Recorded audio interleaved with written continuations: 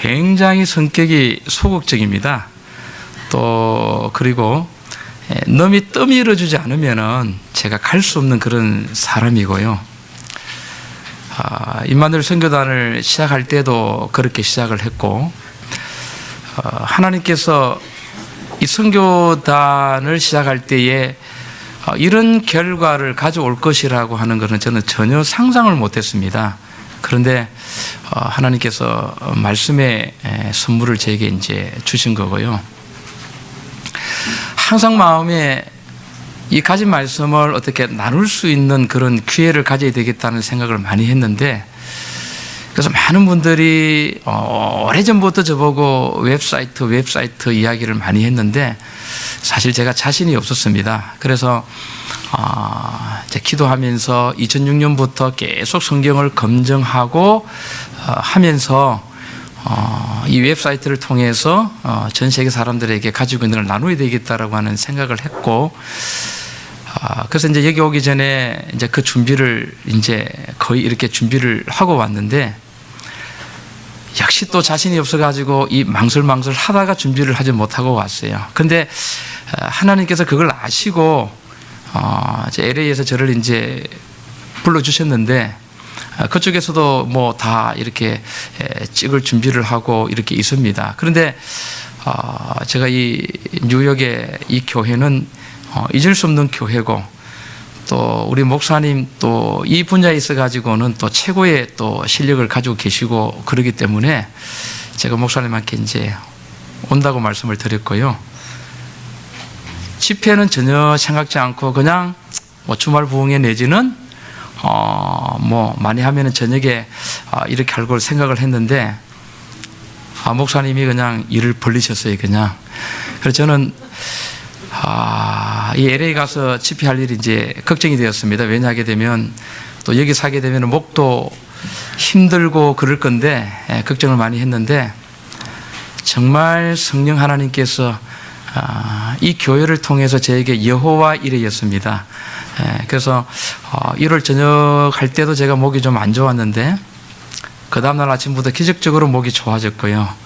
또 생각지도 못하게 정말 제가 가지고 있는 내용들을 압축해서 거의 다 여러분들에게 말씀을 드렸고, 또 여러분들이 너무 잘 들어주셔서 오늘 오후까지 꼭 담아야 할 부분들을 갖다가 멋지게 담을 수 있은 것은 정말 하나님의 여호와 이레 준비하신 거고요. 이제 이것이 저에게 있어 가지고 새로운 복음의 이제 저는 시작이 될 걸로 확신을 합니다. 목사님께서 잘 찍어 주셔서 DVD로도 하지만 제가 한국에서 또 목회자들 교육하는 데도 그렇고 홍보용으로 이제 이걸 제일 처음으로 이제 인터넷으로 올리려고 합니다. 그리고 올리고 난 다음에 강의한 부분들을 더 자세하게 또 이제 웹사이트를 통해서 공부할 수 있는 그런 것을 지금 이제 준비를 하고 있는데, 제가 우리 집사람한테 이렇게 전화했습니다. 여보, 내 평생에 보물 하나 만들었는데 이 교회 와서 만들었어. 너무 멋져. 정말 감사합니다. 우리 성도님들이 긴 시간 동안 정말 인내를 가지고 잘 들어주셔서 제가 용기를 가지고 이제 왔고요. 안식일학교 시간도 제가 정말 무리하지만 목사님한테 또 요청을 해가지고 어린 양가 10계명에 대한 또 시간도 짧고 급하다 보게 되니까 마무리를 못했는데, 또 안식일학교 시간에 너무 잘 마무리할 수 있도록 여러분들이 배려를 해주셔서 너무 감사합니다. 정말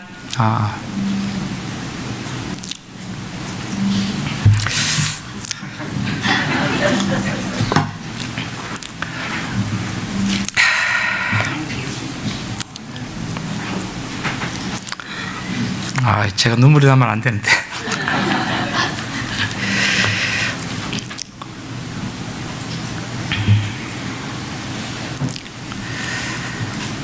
진정 좀 하겠습니다. 아까 특장을 할 때에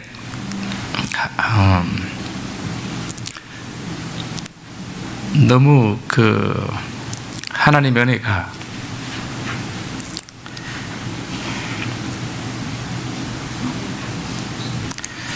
감사했습니다.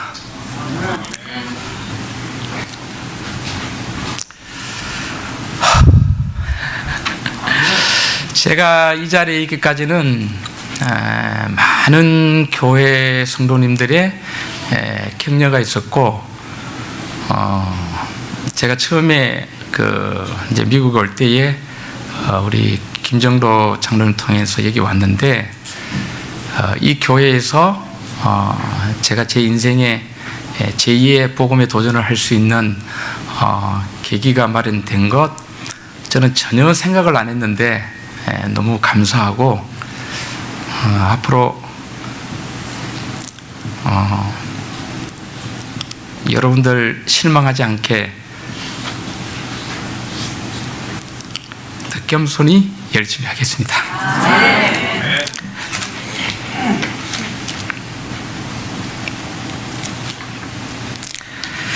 마태복음 26장입니다.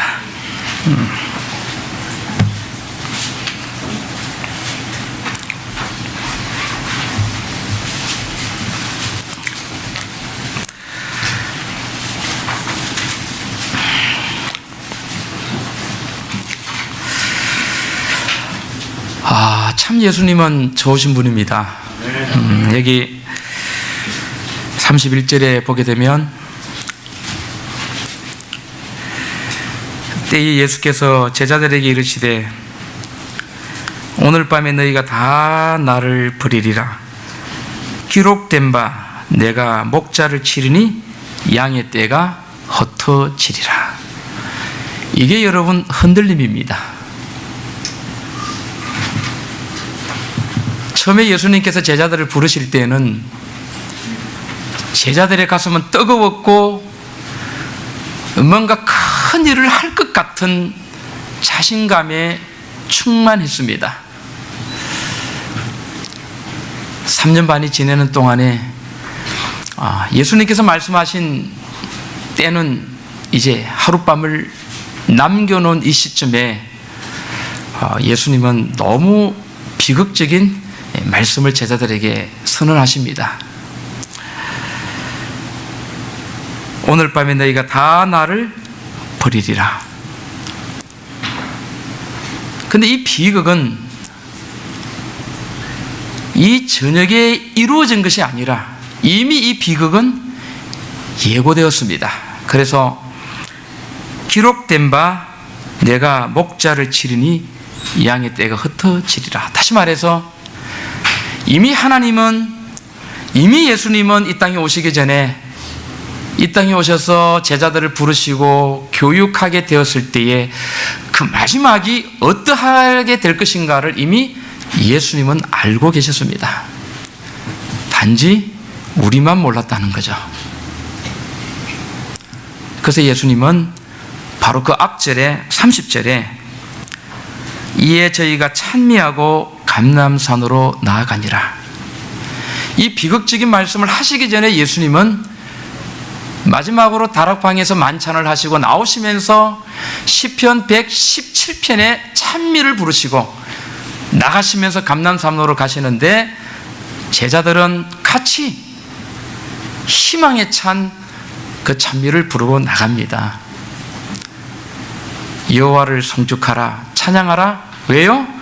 여호와의 크고 인자하심이 크시기 때문에. 그러나 제자들은 이 찬미의 내용을 몰랐습니다. 이 찬송을 부르시는 예수님의 모습은 우울하거나 슬퍼하거나 좌절하거나 실망하는 기색은 전혀 없었고 아주 즐거운 마음으로 이 찬미를 부르셨습니다. 왜냐고요? 믿는 구석이 있었기 때문이죠. 오늘 밤에 제자들이 나를 다 버리고 도망가는 그런 흔들림이 있을 것이지만 예수님은 자신이 있었습니다. 제가 오늘 우리 성도님들에게 이 설교를 드리는 것은요, 여러분들의 인생 마지막에 꼭 이와 같은 흔들림이 준비되어 있습니다.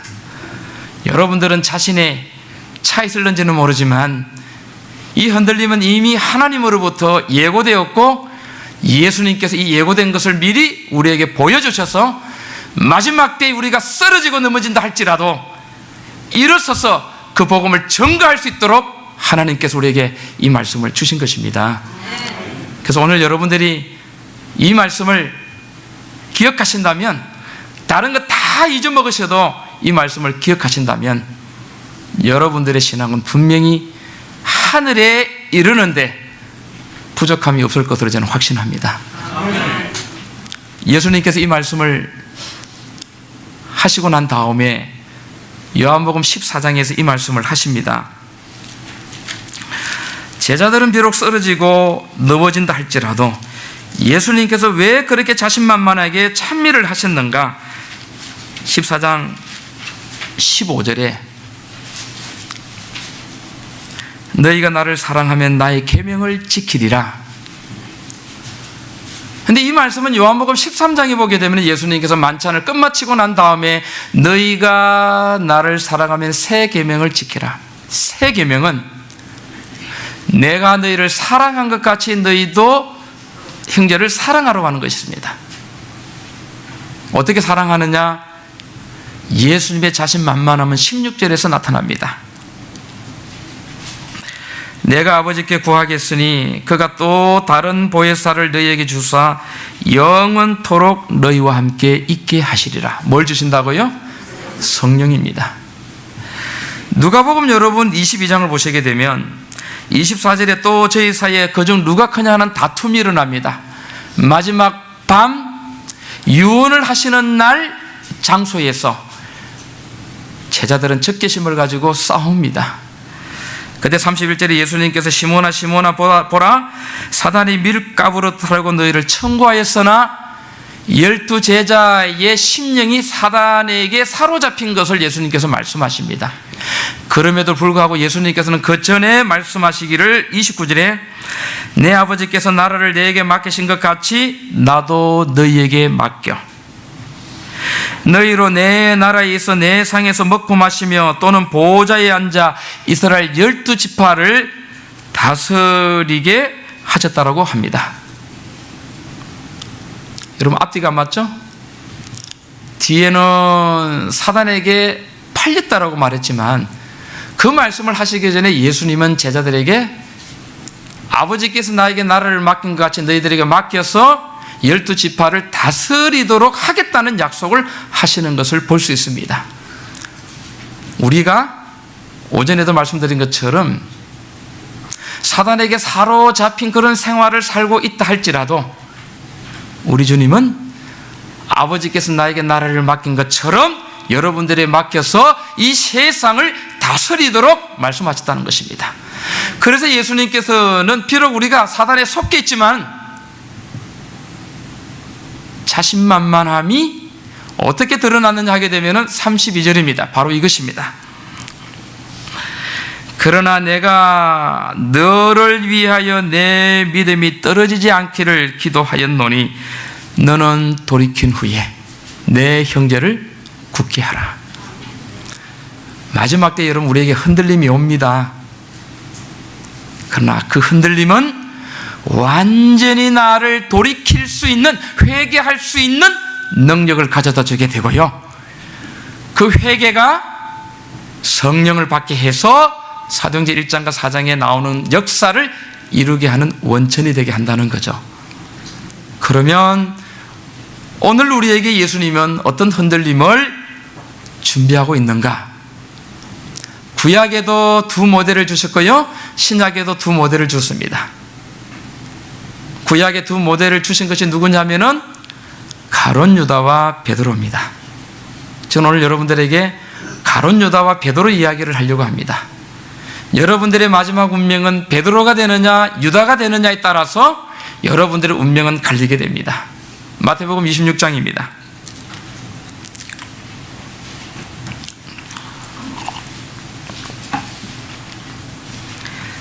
26장 여러분 13절에 보게 되면요, 조금 이해하기 힘든 예수님의 부탁이 있습니다. 여러분들에게 한 부탁입니다. 내가 진실로 너에게 이르노니 온 천하에 어디서든지 이 복음이 전파되는 곳에는 이 여자의 행한 일도 말하여 저를 말하. 12제자에게 한 부탁이고 오늘 우리에게 한 부탁입니다. 이 여자가 누구죠? 성경에서 가장 쓰레기 같은 죄악된 사람인 막달라 마리아에 대한 이야기입니다. 예수님에게 우리에게 부탁하신 이 여자는 우리가 상상하는 대로 가장 거룩하고 가장 뛰어나고 가장 신앙이 좋은 사람이 아니라 가장 손가락질 받았고 가장 쓰레기 취급받았고 가장 죄인인 이 여자의 일을 말하여 복음이 전파되는 곳마다 예수님을 기념하라고 했습니다. 저는 이 여자의 이야기가 처음에는 이해가 되지 않아서 많은 날들을 이 성경 구절을 보면서 고민했습니다. 더 이해가 안 된 부분은 12절이었습니다. 이 여자가 내 몸에 이 향유를 부은 것은 내 장사를 위하여 한 것이라 그랬습니다. 아니 어떻게 마리아가 옥합을 깨뜨려 향유를 예수님 발에 부은 것이 예수님의 십자가를 가져오게 했는가? 이해가 되지를 않았습니다. 이 말은 다시 말하면 마리아가 없었으면 마리아가 향유를 깨뜨려 예수님의 발을 씻기지 않았더라면 십자가는 없었고 오늘 우리는 구원이 없습니다. 마리아가 뭐가 있게 했다? 예수님의 십자가를 있게 했다는 것입니다.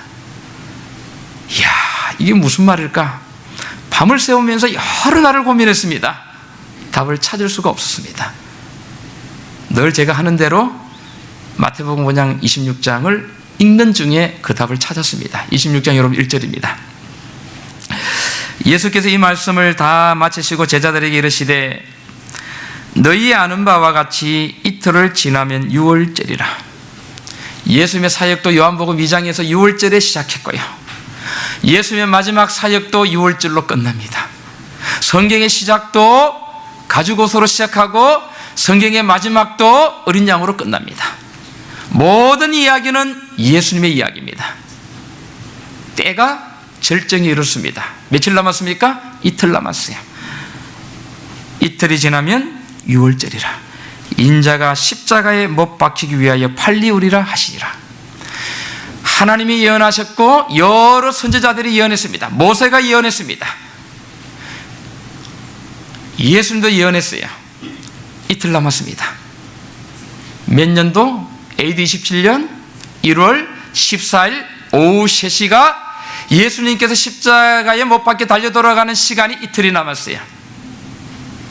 마지막으로 예수님께서 이야기하십니다. 이틀이 지나면 내가 팔린다. 그런데 여러분, 위기가 옵니다.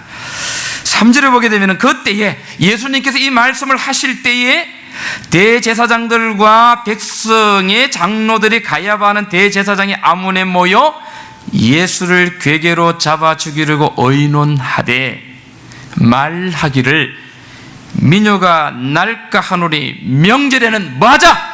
말자. 여러분, 예언 가운데 보게 되면 예수님이 10월절에 십자가에 못 박히는 것은 하나님께서 선택한 유대 지도자들이 그렇게 한다라고 나와 있습니다. 그런데 예수님은 이틀이 지나면 돌아가신다라고 십자가에 달리신다고 단언하셨는데 그것을 행할 유대 지도자들은 하지 말자는 것입니다. 만약에 여러분 이 날에 이틀이 지나서 예수님께서 십자가에 달려 돌아가시지 않으신다면 하나님과 모든 선지자들과 예수님의 말씀은 뭐가 되죠? 거짓말이 됩니다. 완전히 하나님의 구속의 경륜은 완전히 끝나게 되고 사단은 승리하게 되는 것입니다. 말자 그래요. 위기입니다. 큰일입니다. 그런데 이때에 한 여자가 등장합니다. 4절에 6절에 보게 되면요, 예수께서 베다니 문둥이 시몬의 집에 계실 때에 한 여자가 매우 귀한 향유 한 옥합을 가지고 나와서 식사하시는 예수의 머리에 부읍니다. 발에도 붓고 머리도 붓고. 여러분, 이 마태복음 26장은 굉장히 중요한 장입니다. 이 내용은 요한복음 12장에 기록되어 나오는데요, 이 잔치를 하기 전에 어떤 사건이 나오느냐면은 마리아의 오라버니 나사로를 죽은 지 3일 만에 살리시는 사건이 나옵니다. 이 사건은 굉장히 중요한 사건입니다. 왜냐하면요, 유대 지도자들은 예수님이 하나님이 아니라고 했습니다. 메시아가 아니라고 했습니다. 그런데 유대인들은, 지도자들뿐만 아니라 모든 유대인들은 하나님의, 살아계신 하나님의 한 증거를 가지고 있었는데, 그 증거는 하나님만이 죽은 자를 살릴 수 있다는 것이었습니다. 그런데 예수님의 사역의 마지막에 죽은 지 3일 되는 나사로를 뭐 하셨습니까? 살렸어요. 그러면 유대 지도자들이나 유대 사람들은 예수가 하나님이 아니라고 했는데, 예수님의 죽은 자를 뭐 하니까? 살리니까 이 예수가 누구예요? 하나님인 것이 증명이 되었습니다. 유대 지도자들은 어쩔 줄을 모릅니다. 큰일 났다. 많은 백성들이 동요하기 시작합니다. 저분이 하나님이셨구나. 그래서 유대 지도자들은 예수님과 나사로를 죽여버리려고 계획합니다. 그런데 죽이려고 계획하지만 죄가 없어요. 죽을 명분이 없어요. 죄 없는 예수님을 죽이게 되면은 여기 26장 5절에 있는 것처럼 말하기를 미녀가 날까 하노니, 이 미녀가 뭐냐면은 데모입니다. 백성들이 일어난다는 거죠. 죄 없는 예수님을 죽이게 되면. 그래서 죽이지 말자 된 거예요. 그냥 이런 위기 때에 이 마리아가 향유를, 옥합을 깨뜨려 향유를 예수님의 머리에 붓는 이 일이 있고 난 다음에요, 여기에 보게 되면은 8절에 제자들이 보고 분하여 가로되 무슨 의사로 이것을 허비하느냐 되나옵니다. 제자들은 마리아가 향유를 부어서 예수님을 씻기시는 이 장면을 보고 뭐 했다라고 기록되고 있습니까? 분하다. 아까 우리 주집사님이 요나가 분한 것이 마음에 안 든다고 했는데, 이해가 안 된다고 그랬는데, 제자들이 마리아가 예수께 행한 행동을 보고 뭐 했다? 분했습니다. 이 장면을 여러분들은 좀 더 확대를 해보면요, 시몬의 잔치집에 예수님이 한 가운데 앉아 있었어요. 근데 그 오른쪽에는 여러분 누가 앉았냐 하게 되면은 죽은 지 3일 만에 살아난 나사로가 앉아 있었어요. 많은 사람이 나사로를 살렸다는 그 이야기를 듣고 확인하기 위해서 집 안, 집 밖에 문전성시를 이뤘습니다. 막 지붕 위로 이 확인하기 위해서 많은 사람이.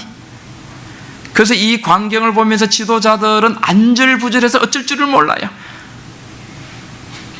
하나님이 아니라고 한 예수가 하나님이라고 하는 것이 증명되는 순간이 있기 때문에.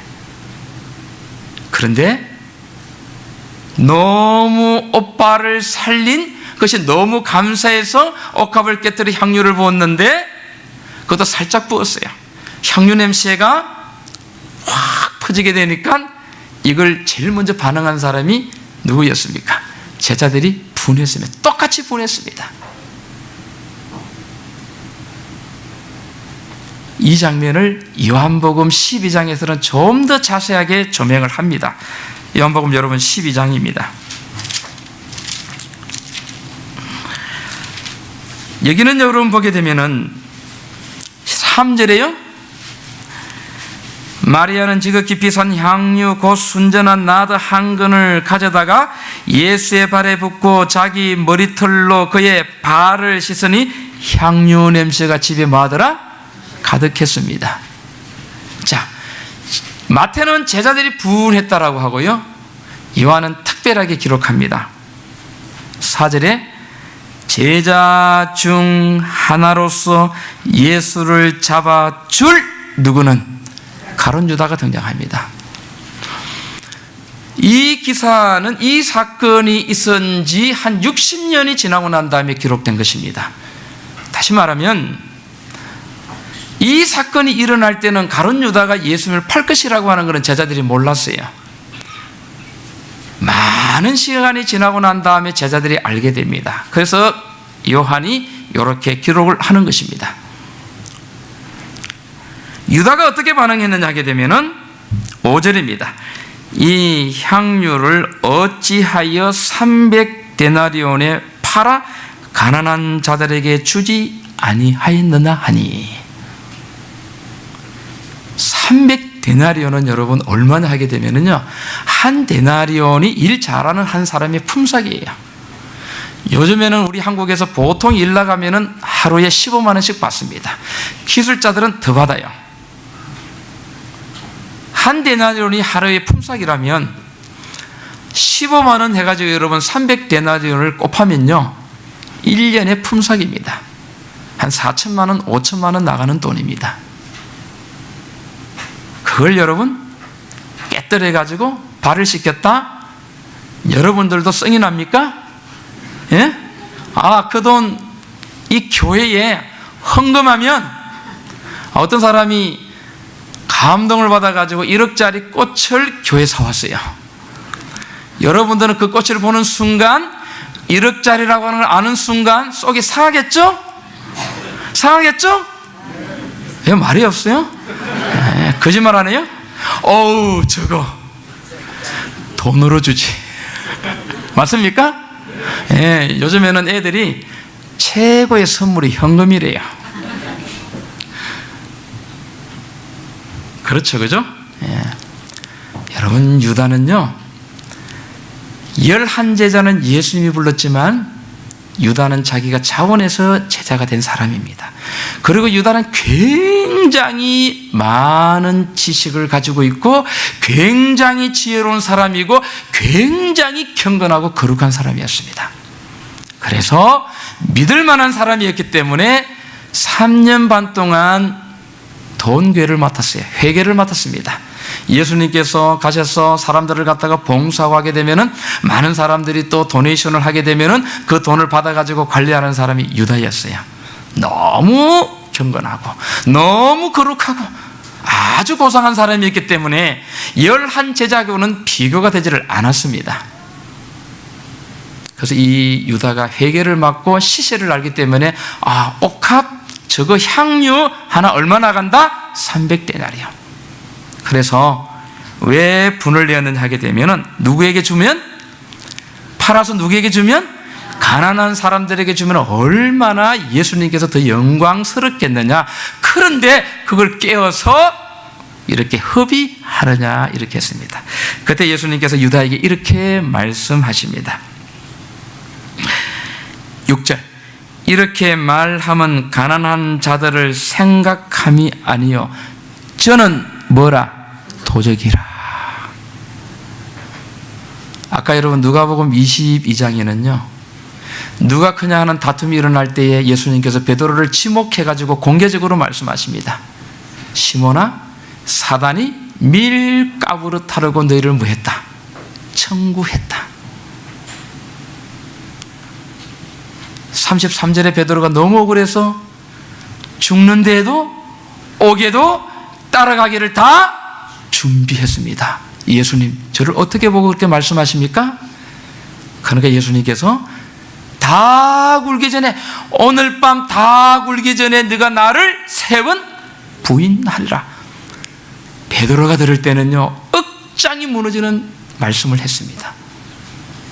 베드로는 속으로 이렇게 생각했습니다. 예수님, 그래요, 그렇게 말씀하실 수 있습니다. 그런데 왜 개인적으로 말씀하시지 않으시고 많은 제자들이 듣는 가운데 나를 이렇게 공개적으로 나를 이렇게 할 수 있습니까? 베드로는 공개적으로 했어요. 그런데 유다는 예수님께서 살짝 가난한 사람들을 생각하는 것이 아니고 너는 뭐다? 도적이다. 예수님은 알았습니다. 유다가 예수님을 따라다니지만 도적질을 할 것을 알았고요. 베드로가 예수님을 열심히 섬기지만 3번 부인하고 예수님을 저주하고 맹세까지 부인할 것을 예수님은 알았어요. 다 알았습니다. 그래서 오늘 밤에 다 나를 버리고 너희들이 다 흩어질 것이라고 말씀하셨던 것입니다. 근데 여러분, 유다가 이 말을 예수님께 들었을 때는요, 유다가 예수님을 3년 반을 따라다니면서요, 사람들이 도네이션하는 그 돈을 얼마는 자기가 가지고 얼마는 썼어요. 3년 반 동안이나 유다는 도적질을 했습니다. 누구는 알고 계셨습니까? 예수님은 알고 계셨어요. 마지막 예수님께서 십자가로 가시기 전날 밤에 흔들림을 통해서 제자들의 죄를, 제자들의 본질이 뭔가를 깨닫게 하시고 십자가가 어떤 의미가 있는가, 왜 예수님께서 십자가로 가시는가를 알 수 있도록 하기 위해서 죄를 드러내십니다. 유다는 살짝 드러내시고요, 베드로는 공개적으로 드러냅니다. 마지막에요, 아무리 제가 여러분들에게 설교해도요, 그래도 여러분들은 여전히 여러분들이 생각하실 때는 괜찮은 사람들이에요. 교회 나와도 내가 괜찮은 사람이고, 집으로 가도 괜찮은 사람이고, 뭐 직장에 나가도 여러분들은 내가 뭐 체질이 진토고 뭐 죄인이고, 그렇지만 여러분들은 어디를 가도 다 괜찮은 사람이라고 생각합니다. 그렇죠? 네. 그래서 하나님께서 너희들의 본질이 뭔가를 깨닫도록 하시기 위해서 흔들림을 허락하시는 거예요. 완전히 자신을 알고 하나님 앞에 뭐 하도록? 회개하도록. 그래야 뭐가 옵니까? 성령이 와요. 성령이 와요. 여러분, 구약의 모든 하나님의 역사는 거의 실패입니다. 아시죠? 그죠? 아담도 에덴 동산에 지었지만은 실패했고요, 또 가인과 아벨 또 실패하고요, 아담의 가족도 실패하고요, 또 노아 홍수 때 또 세상이 실패한 걸 보고요, 또 노아와 8 식구를 선택했지만은 또 실패하는 걸 봅니다. 이스라엘을 선택했지만 이스라엘이 또 바벨론에 망하면 또 실패를 봅니다. 바벨론을 돌아와가지고 또 한 400년이 지나면서 예수님 이 땅에 왔을 때에 이 사람들이 완전히 율법주의에 빠져가지고 예수님을 부정하는 실패를 또 봅니다. 그것을 만회하기 위해서 예수님께서 12제자를 부르셨지만 이 12제자들도 3년 반 동안 교육하셨지만 또 역시 실패입니다. 그러나 여러분, 이 실패가 예수님의 사역의 성공을 가져오게 합니다. 왜요? 예수님이 살아계실 때에는 제자들이 예수님의 뜻을 이루지 못했어요. 근데 예수님께서 뭐 하시고요?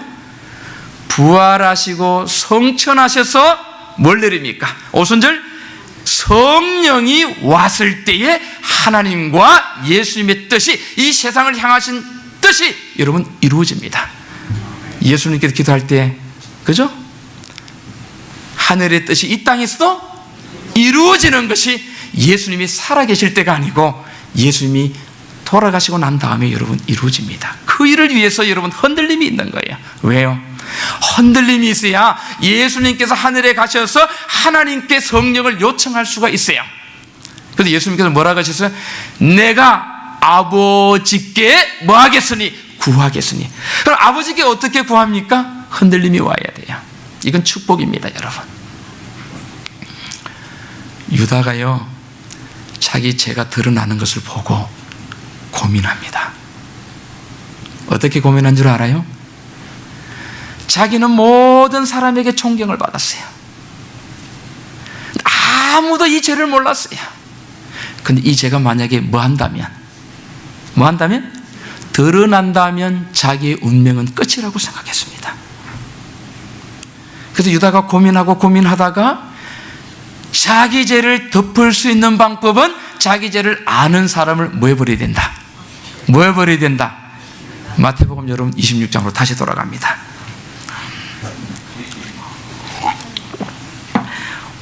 5절에는 보게 되면 제사장들이 죽이지 말자라고 했는데요, 14절에 보게 되니까요, 유다가 자기 죄가 드러나고 난 다음에 자기 죄를 온전하게 숨기기 위해서, 없애기 위해서 누구를 찾아가느냐?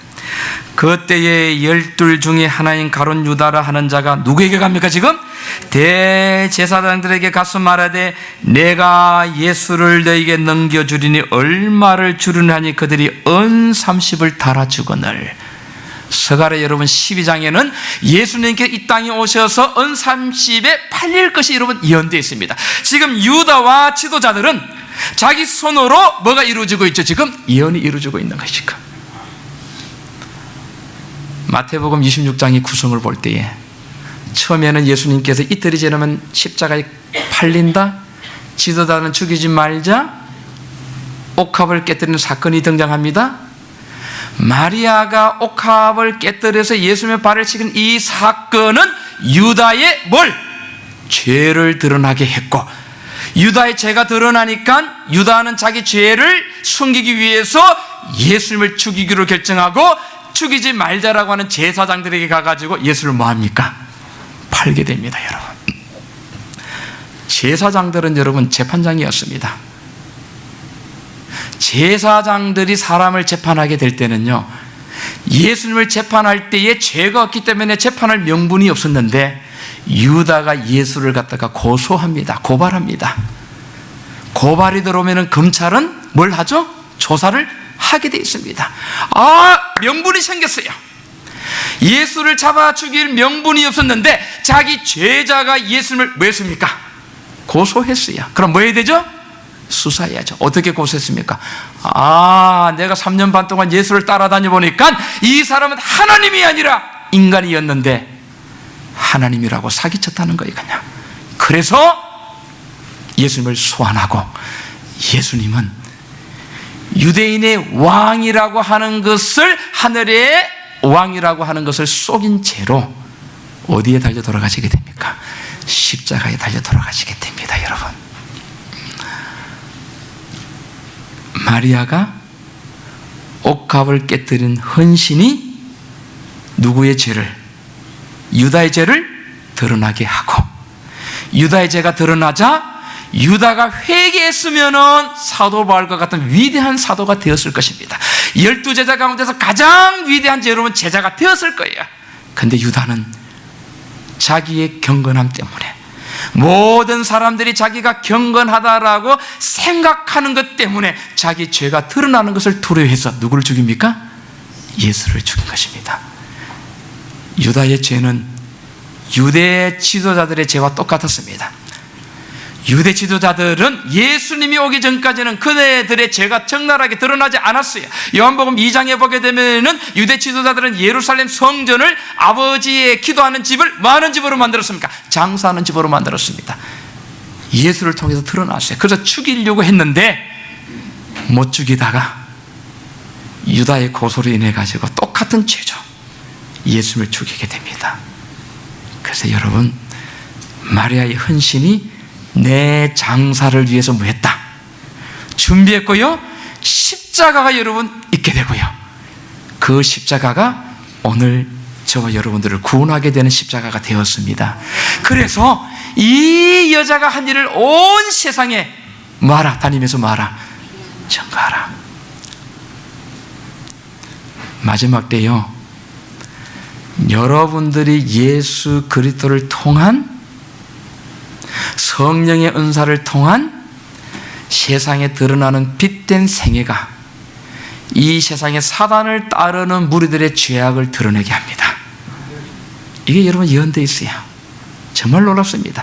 마리아의 자그마한 헌신이 유다의 죄와 유대 지도자들의 죄를 가져오게 되고 십자가를 있게 한 것처럼 여러분들의 빛나는 헌신이 세상의 사단의 음모를 가진 자들의 죄를 만방에 고하게 되고요, 죄림을 가져오게 하는 역사를 가져오게 됩니다. 다음에 기회가 되면 제가 이거 여러분들이 좀 말씀드리고 싶습니다. 그런데 여러분, 베드로는 어떻게 합니까? 3번 부인했죠? 3번 부인하죠, 그죠? 여러분, 베드로의 죄가 큽니까? 유다의 죄가 큽니까? 베드로의 죄가 훨씬 큽니다.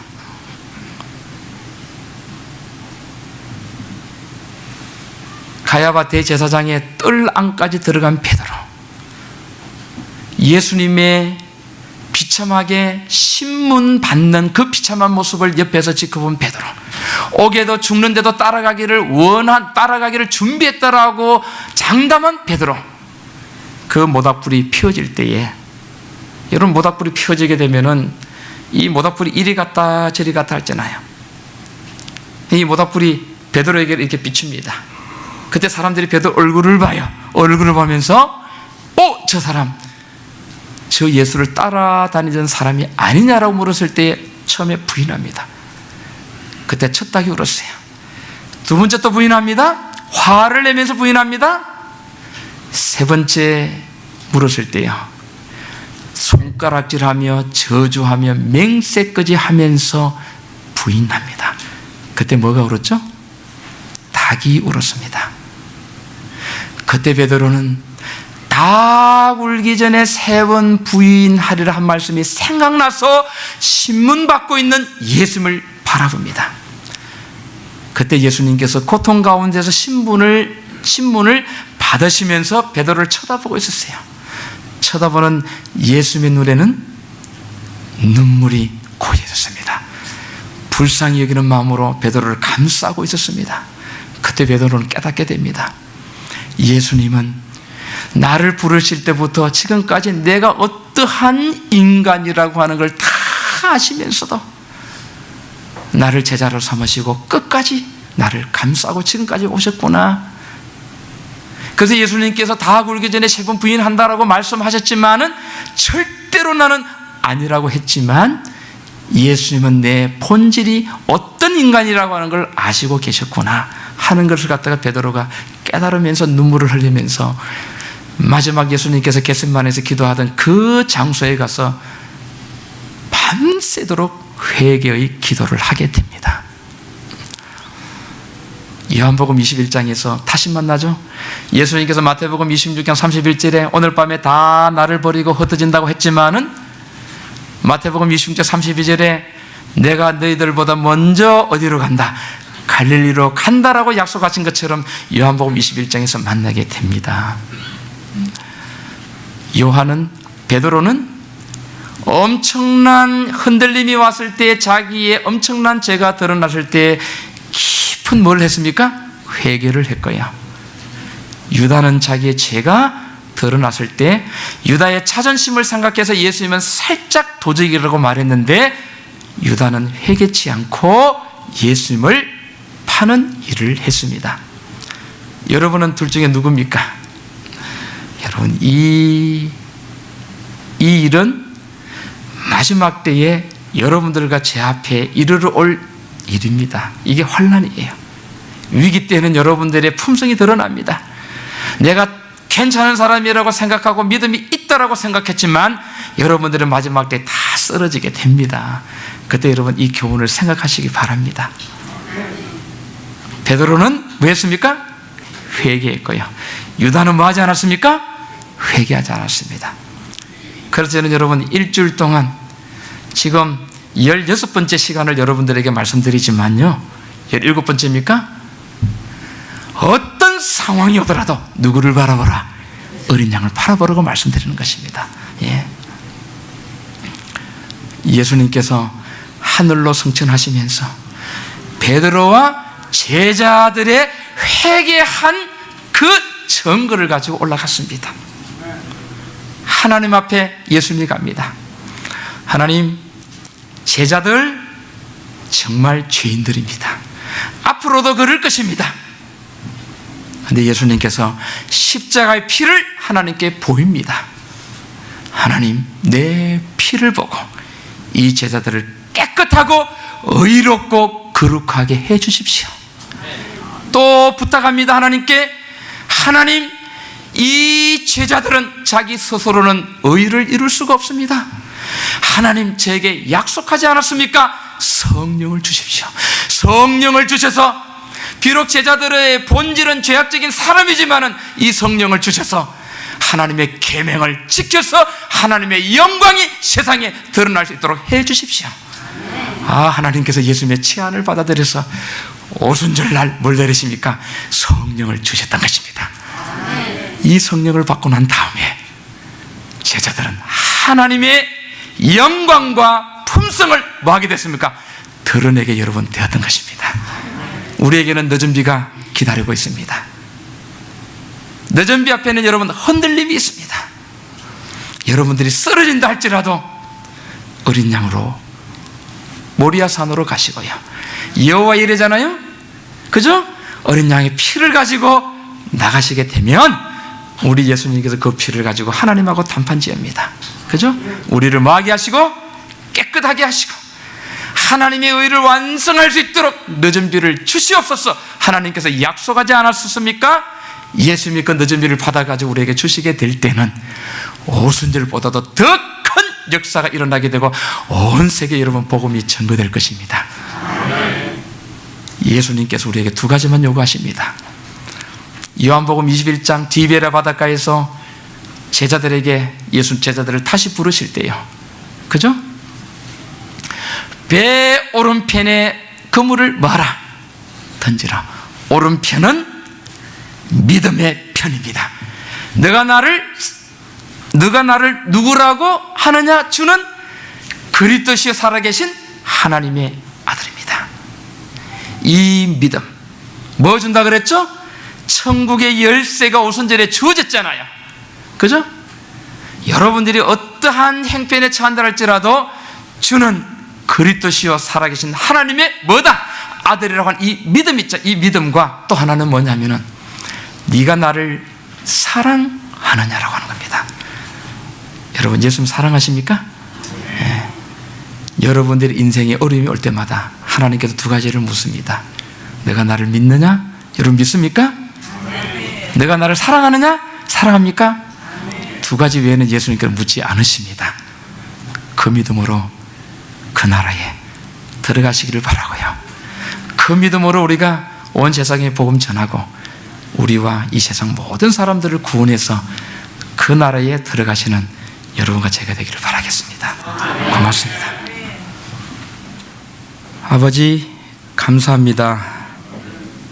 우리 인생에 여호와 이레를 생각하면서 어린 양만 바라볼 수 있도록 도와주시옵소서. 예수님 이름으로 기도합나이다. 아멘.